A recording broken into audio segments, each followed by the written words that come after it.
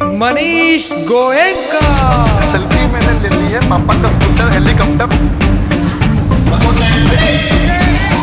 पसीने से जा रहा है वो इतिहास